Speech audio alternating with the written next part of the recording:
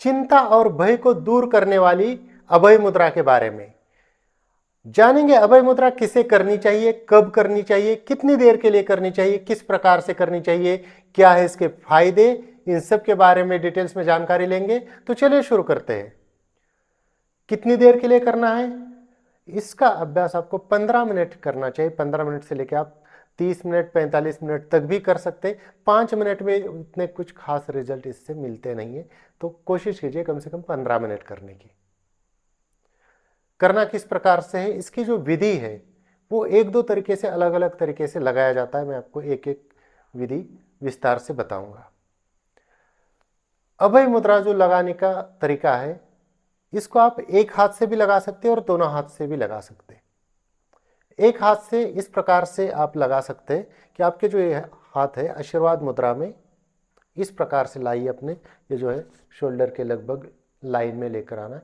तो ये हो जाती है एक हाथ से, और दूसरे हाथ से अपना, और इसको लगाने के बाद प्राणायाम करना है या डीप ब्रीदिंग करनी है और सांसों के ऊपर फोकस करते हुए करना है। एक हाथ से लगाने का एक और दूसरा तरीका है, वह ये है कि इस हाथ से इस प्रकार से लगेगी और दूसरा हाथ अपने यहाँ नाभि के सामने इस प्रकार से। एक हाथ से ही तीसरा प्रकार जो लगाने का है, ये हाथ यहां पर और ये इस प्रकार से भी आप लगा सकते हैं।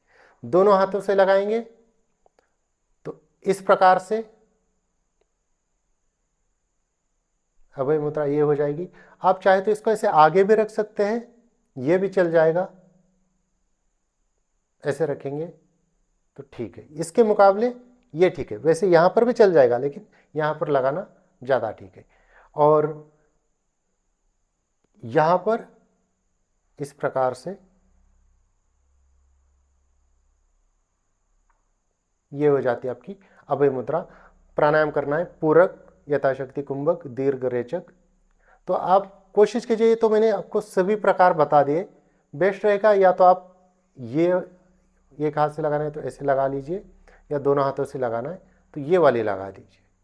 तो ये बेस्ट रहेगा इन सारे प्रकारों में से। ये दोनों में से आप कोई भी लगा लीजिए, दोनों हाथों से इस प्रकार से लगाइए या फिर ये लगाइए, जो कि ये भी है प्रकार, ये कि ये भी है, ये भी है, या ऐसे भी है। इनमें से ये दो, इस पे फोकस कीजिए कि इस प्रकार से लगाई जाए।